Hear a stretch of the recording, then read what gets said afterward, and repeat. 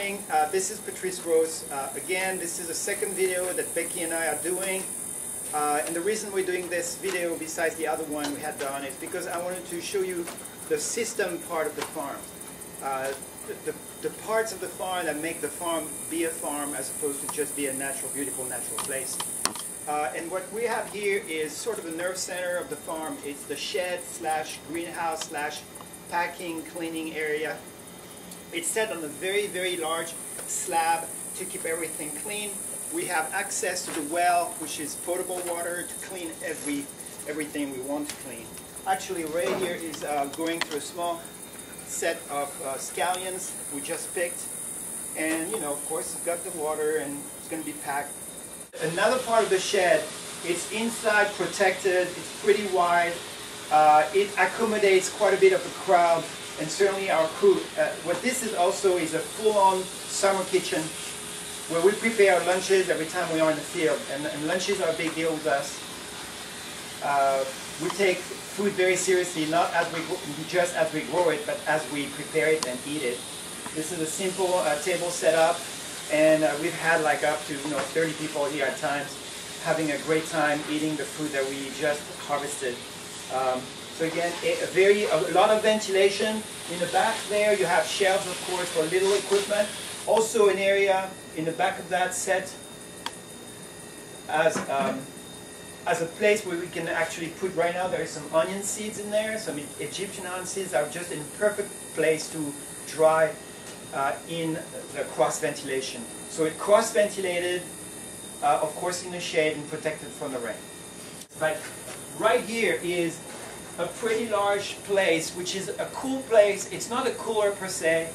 It comes with 2 window units, keeps everything down to about 60 degrees. Now 60 degrees is really nice for a lot of vegetables. You probably can you see the tomatoes? Maybe you will.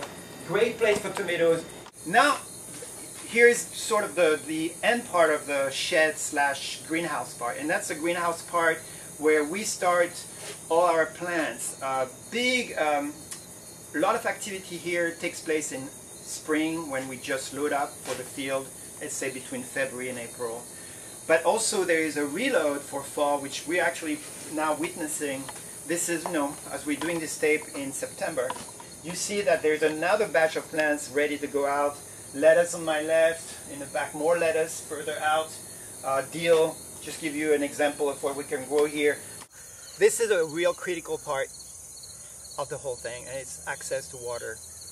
Yes, we are in the Ozarks. It rains quite a bit. Actually, it's been raining like crazy the last few days. But you also can rely on some extensive drought periods, and during that time, you absolutely have to have water if you're a commercial grower, as I am. You need a good well, and you need a good well also for cleaning and for drinking.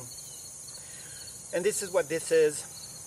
It goes down about 400 feet, and it pulls out about 30 to 35 gallons a minute, which is really a lot of good water.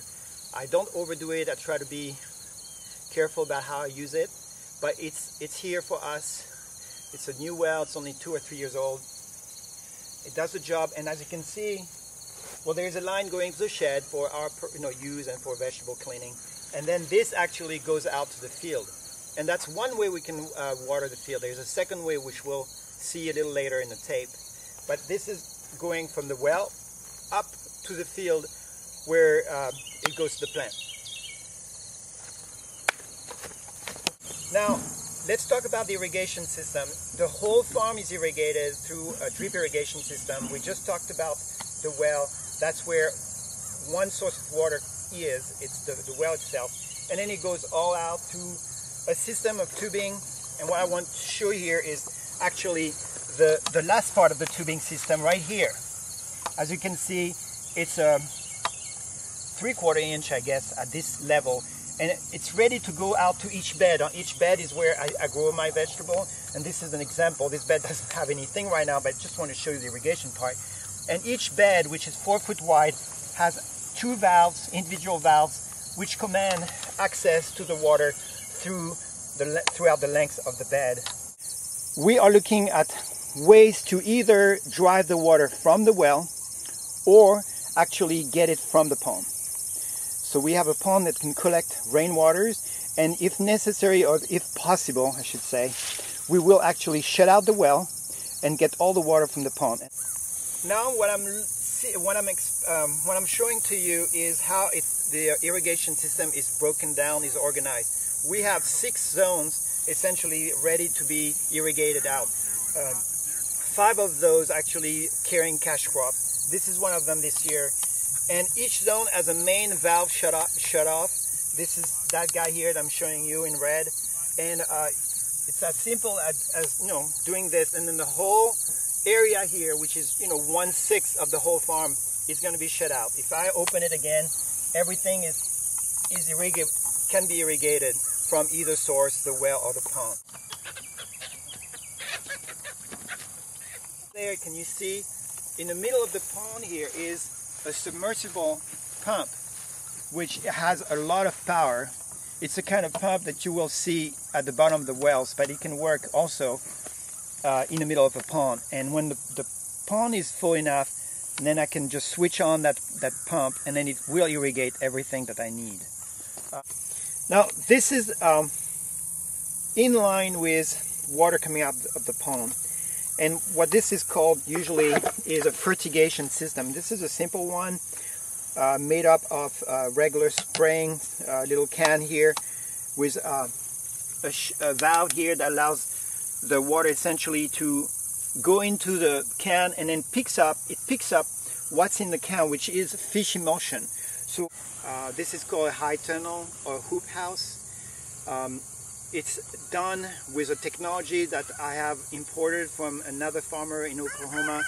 It's extremely efficient at growing throughout the year crops that are impossible to grow really outside. And yet all it is really is a film of very high quality plastic put together on a frame that needs to be done well. And of course I've studied this and then even improved it quite a bit.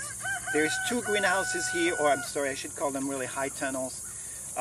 They are 100 foot long and they are about 16 foot wide. So what they do is they capture 3 full beds of my kind of beds, which are 4 foot wide. It's a little narrower on the outside, but it does absolutely the job. As you can see here, we are in towards the end of September.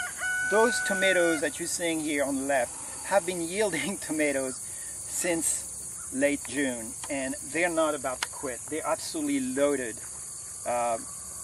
as loaded as ever. So the yield I'm getting on those tomatoes is out of this world. Those are massive, and I'm going to probably gather like bins of it today on a very small surface of beds. They're thick, they grow amazingly well, and this is what the greenhouses, the high tunnels, will do for you, is to give you superior crops in winter, in spring, in summer, and in fall. This is a farm that started 4 years ago, and it's absolutely reaching its prime. And you might wonder, why am I going to sell it? Well, I'm the kind of person that dreams a lot, and I'm about to start another farm as soon as I find someone for this one that will actually incorporate something else. It's kind of adding a dimension to it, which is fish. So I'm going to integrate vegetable and fish. Now, what this will be here is a beautiful farm ready to go. All the systems are in place.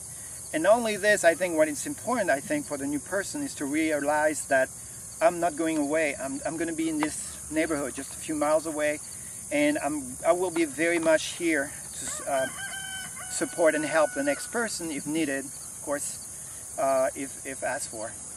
Say organics and local food, locally sourced, are really the 2 strong support pillars of a new way of organizing food production, and really a new way of rediscovering our health. And I feel like it's up to each single consumer to really make sure that they're not going back into a corporate food system, that they're not buying anything that really diminish the impact of what we do here. And one thing that I can tell you all is that one of the best ways to support this is actually to be shopping at farmers market, to support your local farmers, or maybe to be in a CSA, in a subscription program for a farm. It's good for people and the planet. Absolutely. All right, thanks.